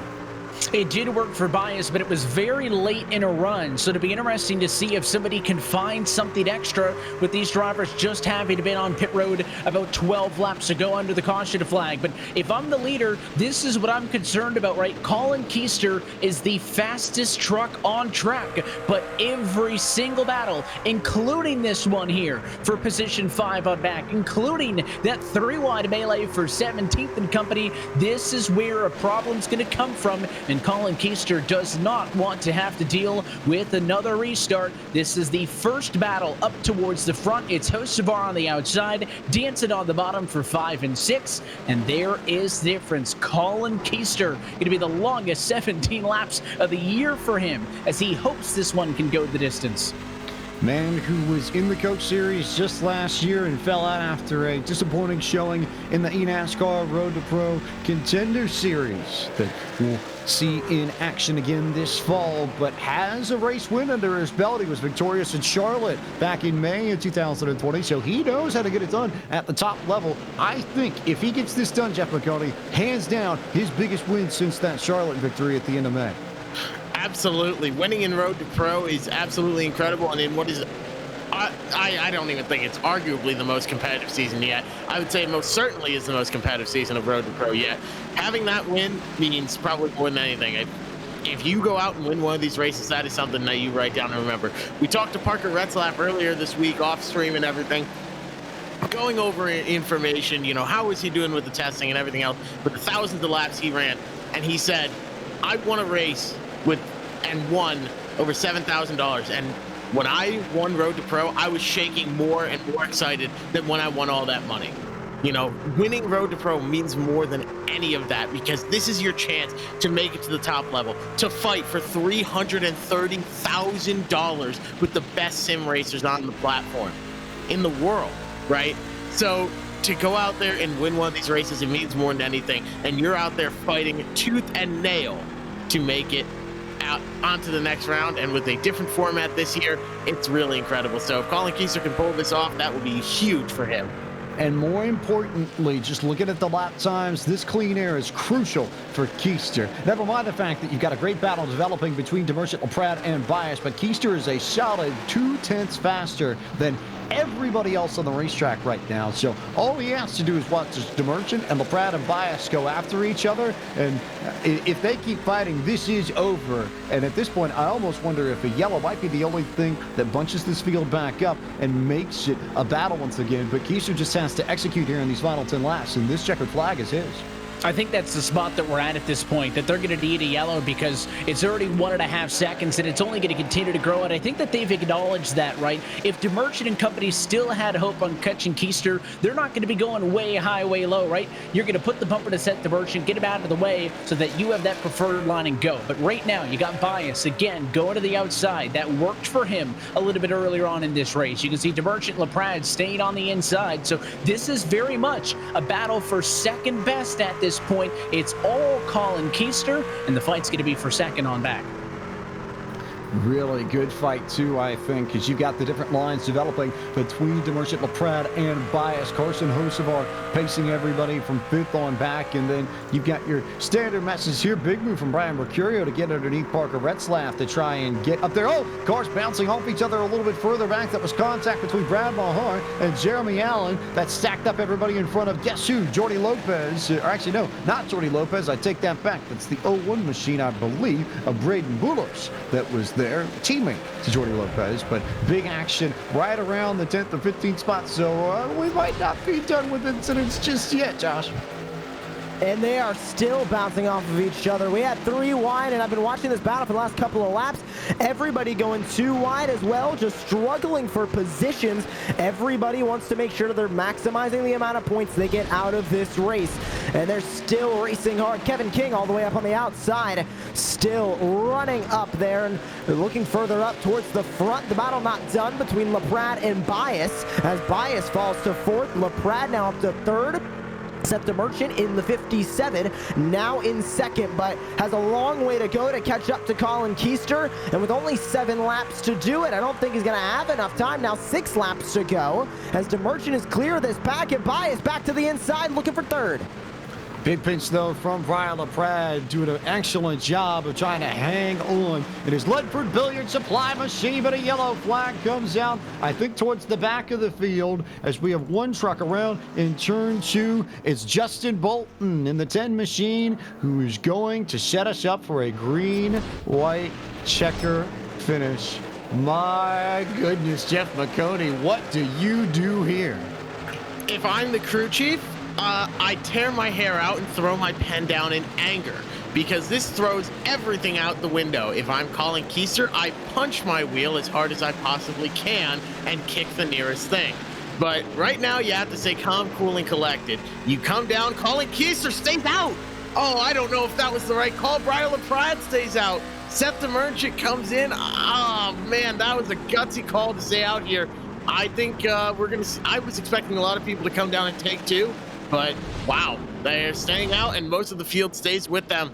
That throws Seth DeMerchant right under the bus. That was not what I was expecting there, but here we go. Colin Keister retains the lead. Brian LaPrade in 2nd. Cody Bias now in 3rd. For a split second, it almost looked like it was going to be the wrong decision. I thought we were going to have about 5 or 6 trucks come down pit road, and then everybody decided to fake back onto the banking, and DeMerchant is the one who's going to pay. He'll go from 2nd all the way back to about 21st in the field. That's going to hurt in point, 7. There's just no way to slice it. Yeah, your top 20 stay out. I mean, that is a big swing, and they're going to have the tire advantage. There's no doubt there. They may actually benefit by a couple of attempts at a race start here, right? To try to get a couple of spots here, a couple of there. But I'll tell you what, Colin Keister stayed out. My first instinct was that's not going to be good, because normally as the leader, you're a sit and duck, right? Colin Keister wants tires. Everybody stays out. You stay out, everybody else comes in. He's very fortunate. Not oftentimes does the leader's decision be the majority decision, because normally they just do whatever the leader doesn't do to try to mix things up. So Colin Keister, I think he's better than all those trucks behind him. Now, that doesn't mean he's going to win this race, but I would much rather have to defend against a bunch of cars that I just ran away with. Granted, it's a short track. Be ready for the bumper. Don't be surprised if they give you a shot, but I'd rather get physical with cars that I know I'm faster than, rather than fighting at an uphill battle against cars with fresh tires. So all things considered, Colin Keister would have loved for this yellow to never happen, but it certainly could have been worse, and he still has a real good opportunity to close this one out with a race win. Over in the Twitch chat, there is a prediction up right now. Will we get another caution? It is 99% saying yes, 1% saying no. I think someone might have rigged the vote a little bit and thrown in a huge amount. However, I'm going to go ahead and say no. I think we're going to stay green to the end here, but it's going to be a very interesting battle for who finishes where. My prediction, no caution, but it's entirely possible that there will be more. Could be. I have this weird hunch we may get one more yellow in this. I'm not necessarily certain that we're going to go green right off the bat to the very end. But strategy abound, moves abound, and potential here for a bumper, which I don't think we can deny, especially when you consider how aggressive some of these drivers up near the front have been. Cody Bias, I think, will try and get to the high line pretty early. We know Carson Hocevar's not been afraid to use the bumper all night long. We saw Matt Danson and Derek Bordeaux make some pretty impressive moves here. So big questions to be asked in what will be our first of 3 green, white checker attempts coming up. You're going to see these trucks go at it for 2 laps. If we get the white flag before we get another yellow flag, we will run this out to the very end, and the checkered flag will be the one that ends this race. If we get a yellow before we get the white, we'll line them up and do it all over again. Pace car leads us through 3 and 4. Big weight in the box there for Colin Keister, and Brian LaPrade got caught napping. Here comes Carson Hocevar down to the bottom immediately to try and take the second spot as they go into 1. And he'll get down on the inside, so the battle's going to be for second right now. LaPrade up top, Hocevar on the inside. They may slow each other down here. Keister to 3 and 4, looking for the white flag.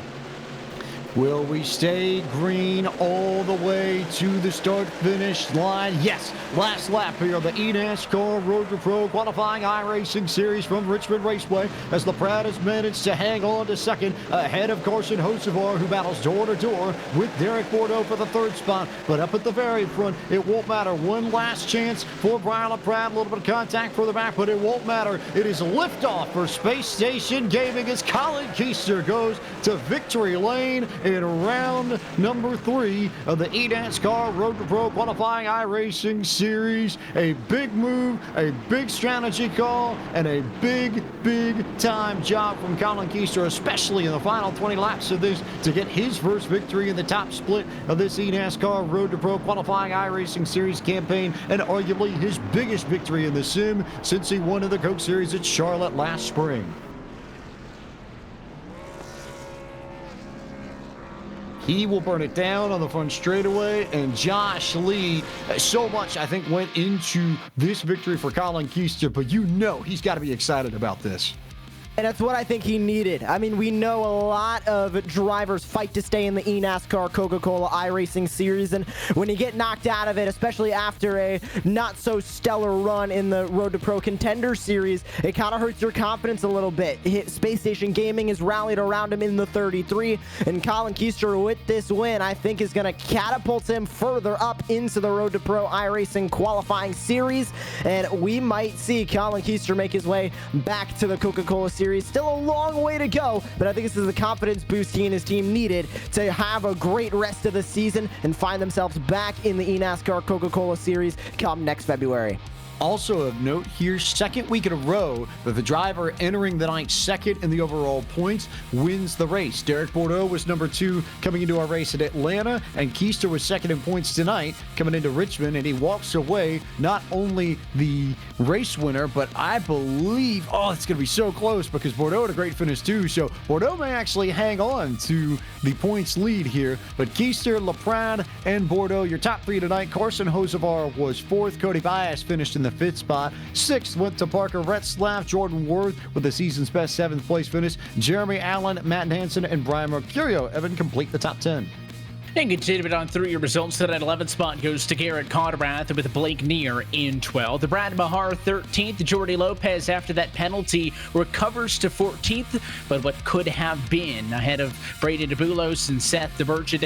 Anthony Burrows turned late in this race after a dominant start, struggled late, but does end up in 17th position. Boyd Hogan comes home at 18th spot with Jarrett Liebert and Michael Finlayson through 20th.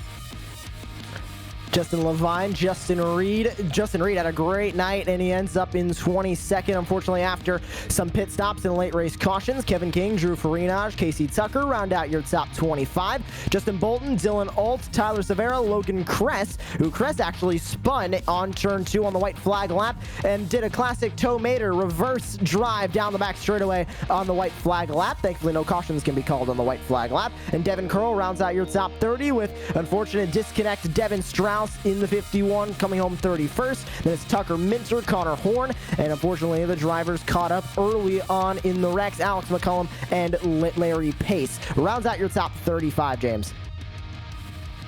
That is your full field rundown for this third race of round 1 of the 2021 eNASCAR Road to Pro qualifying iRacing Series season at Richmond Raceway. And some bold predictions in Twitch chat as well. How about Logan Clampett, he who went to victory lane at Atlanta Motor Speedway in the Coke Series a few weeks ago, saying, and I quote, "Colin will get back in easy." So that is a lot of faith from one of the top drivers in the Coke Series in a driver like Colin Keister. But, I think it says a lot, Jeff, about not only Colin's ability, but about what Space Station Gaming has tried to do on entry into iRacing over the course of the past few months. They had a great showing in the Podium 500. They took home the Monday Night Racing title with Will Rogers, and now in official competition, they've got their biggest win yet, top split of the Road to Pro qualifying iRacing Series via Colin Keister.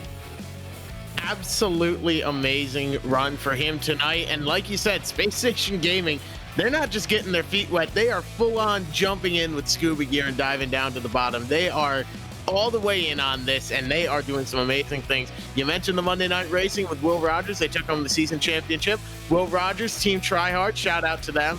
Brought home the hardware and a big green egg and everything else as well. They also won yesterday at the GoPro Motorplex, which you can go back and watch the replay of here on Podium. It was an awesome race, but they are doing so many amazing things, Space Station Gaming is. They made the right calls all night, and they are doing awesome stuff. It looks like we have Briar LaPrade. We're going to be calling him Michael Jordan here after this blue game. Was about to say, Briar, we know it's been a really tough last 24 hours for you. So I think most importantly, just tell everybody how you're doing in chat and how you're feeling at this time. I definitely didn't feel 100% going into that one. I had a rough morning, just health issues or whatever. Definitely didn't expect a P2 though. After everything I went through this morning, it feels like a win. I'll take it. Now, I had heard that you'd also had setup issues in this race, or at least coming up to this race, and I think that underscores the run tonight, that you didn't have the right set under your feet, at least what you wanted, and yet you still come out of here with a P2. Yeah, I don't think the set was 100% there. It's just I planned on just going out there and driving and hanging out, just keep the truck clean, and ended up getting second place. So I'm very happy with that. And a big race, I think, for Lockdown Racing as well. Maybe not necessarily the largest of teams in iRacing, but a ton of support via Jimmy Mola, Zach Novak Racing, the Coke Series, Anthony Alfredo. How much did your preparation with them help in getting a run like this out of tonight, especially given how good we know both Jimmy and Zach are here at Richmond in the sim? Yeah, those two are definitely a big help here running at Richmond. I can't thank the guys at Lockdown Racing enough, just keeping me motivated and keeping my head up and looking forward to, just getting another result like that in and never giving up. So I got to thank them a lot. Briar, we'll let you get some rest here. You've earned it after a really strong finish. Congratulations on your runner-up tonight, and thanks for the time. Thank you. Briar LaPrade under the weather, but still near the top of the pylon at the end of the night. P2 and a very good run for a driver who has been looking for a good run to put in this early part of the eNASCAR Road to Pro qualifying iRacing series season. And as we start looking towards our next event, going to be really, really interesting to see what happens, because if you thought this was wild, next up, Evan Pashoko, the biggest, fattest, fastest track of them all in NASCAR. Talladega Superspeedway is where we're headed in a few Thursday nights' time. Yeah, we started tonight off talking about how this was a change of pace, right? We had a couple of intermediate tracks to open the year and thought maybe when we get to a short track like this, it would give some other drivers an opportunity to show that little missing bit, right?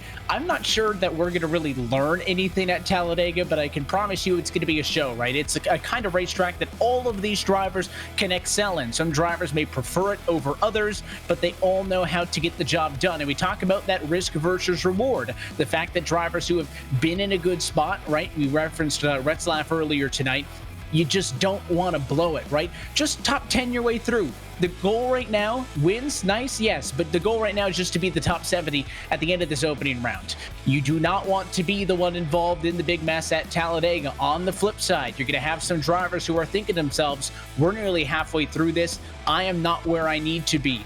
Second split, third split, and even up here in the top split, they may be a little bit more aggressive, go for the win, because that max points night could really do them favors after Dega to be 4 down and 4 to go. So it really couldn't come at a more critical time either.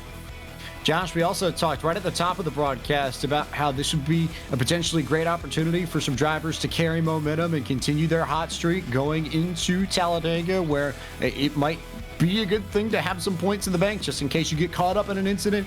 That's exactly what Derek Bordeaux and Colin Keister were able to do. Great finishes for both of them, and they will continue to tighten their stranglehold just a little bit.